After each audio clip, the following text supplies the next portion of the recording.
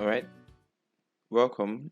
In this video, we're going to be talking about the eyedropper tool. The eyedropper tool, that's what we're going to be talking about in this video. And also, I'll be using this image, the fruit image. It's in your graphic design resources folder. Okay, so first things first, I want to um, unlock the background. Right, so the eyedropper tool are seen just below the slice tool set. Okay, so as usual, to select the eyedropper tool, you just simply click on it, long click it, select the eyedropper tool. Okay, now what's the eyedropper tool used for? The eyedropper tool is used to select colors. Okay, the eyedropper tool is used to select colors. So now, for instance, now this is, you can see the icon, what the icon has changed to. For instance, what we have here is called your foreground color. The one beneath it is called the background color. So if I want to, let me say I'm working on a design and I want to pick out a color. Oh, I've seen the particular shade of color I want to use from this picture, right? And I want to pick out the color. I'm going to select the eyedropper tool and then click. Now watch as I click, watch what happens. Now this is the orange. I want to select this orange color. So I click. You see what happens?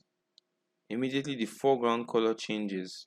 So let's go to this apple. I click, the foreground color changes. So I've selected this color of apple. So it picks that particular pixel, right? So I click and this color changes. So how then do I change the background color? To change the background color, all you have to do is hold down your Alt and click. So if I hold down Alt and I come to these apples and I click, the background color has changed. Okay, so let's come to the bananas. Let's try that. Hold down Alt and click, your background color has changed. So to the apples, hold down Alt, click, it's changed. Okay, so let's hold down Alt, click also. Right, so it's very important you know that.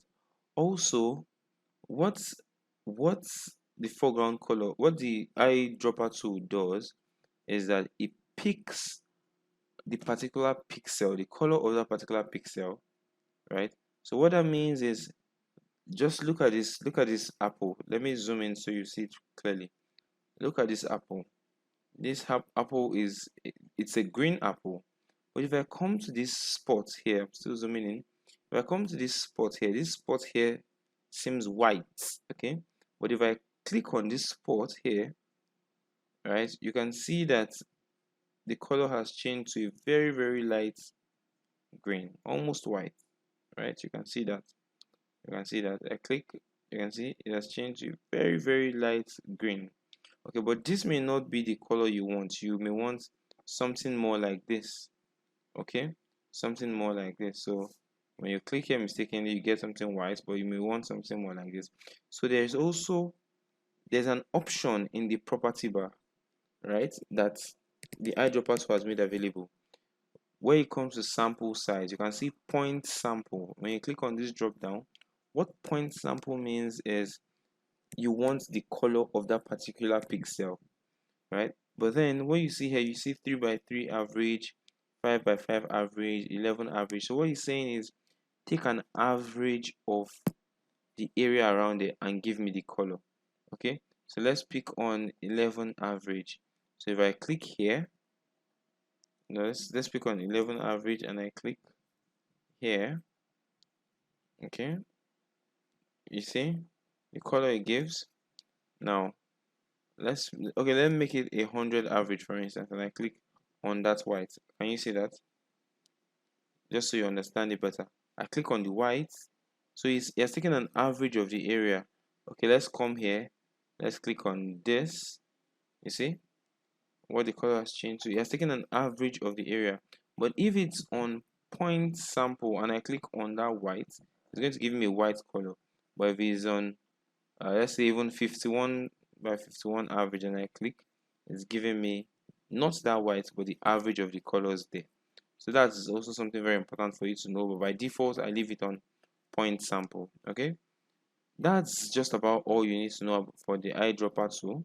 That's all you need to know for the eyedropper tool. So even if you also, I want you to know that even if you select your move tool and then you double click on your foreground or background color, whichever one. Okay, your cursor changes to an eyedropper tool just so you could select the color you want to use. Okay, it changes to an eyedropper tool. Good. Now the next tool we're going to be talking about, because in the eyedropper tool set there are other tools there, right? When you long click on the eyedropper tool, you see 3D eyedropper tool. Now this 3D eyedropper tool, we're not going to be talking about it because it works with when you're working in 3D with Photoshop. So we won't talk about this 3D material eyedropper tool. We're not talking about this color sampler tool. So what the color sampler tool does is it allows you to select colors, right? It allows you to find out what we call the hex code, or should I call the hex figures of a color. Now, so I've selected the color sampler tool, and then I click here. You see, what happens is when I click, if you come over here, it has given me the raw data of that color. Oh, this is the amount of red. You can see RGB, red, green, blue. This is the amount of red present. This is the amount of green present. This is the amount of blue present. So I can select this banana, click also. You see, it has brought out another raw color. The particular color I picked on, it has also selected it. Okay, this is the amount of red, this is the amount of blue, this is the amount of green. And if you notice, the pointer is there, the pointer is also still here. So if I select another one here, click, you see the pointer is still here. So I have 4 pointers here. I click here, I have 4 pointers. Okay, so you see it allows you to select several colors actually. So you see, once you click on the points, in order to delete this point, I just hold down my alt key. Okay, then you see the icon appears like a scissors, and I click. Hold down your alt key, right? The icon appears as a scissors, and then you click to delete it. It appears like a scissors. You click to delete it.